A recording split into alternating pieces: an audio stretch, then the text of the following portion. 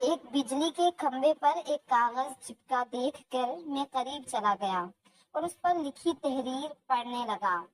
لکھا تھا، برائے کرم ضرور پڑھیں، اس راستے پر میرا کل 50 روپے کا نوٹ کھو گیا ہے، مجھے ٹھیک سے دکھائی نہیں دیتا، جسے بھی ملے برائے کرم پہنچا دے، نوازش ہوگی۔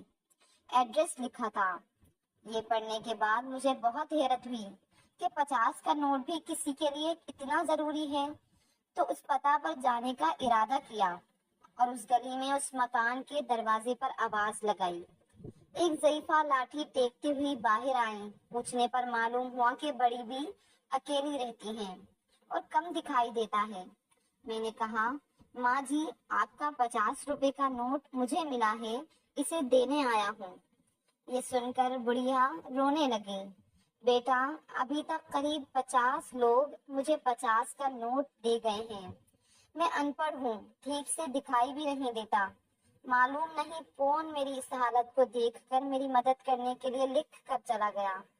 بہت اصرار کرنے پر مائی نے پیسے تو رکھ لیے، لیکن ایک درخواست کی کہ بیٹا وہ میں نے نہیں لکھا، کسی نے میری مدد کی خاطر لکھ دیا ہے، جاتے ہوئے اسے پھاڑ کر پھینک دینا بیٹا۔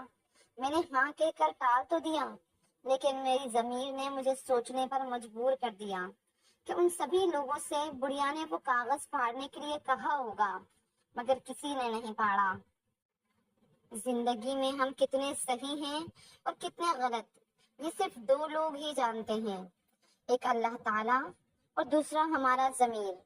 میرا دل اس شخص کے بارے میں سوچنے پر مجبور ہو گیا کہ وہ شخص کتنا مخلص ہوگا جس نے بڑھیا کی مدد کا یہ طریقہ تلاش کیا۔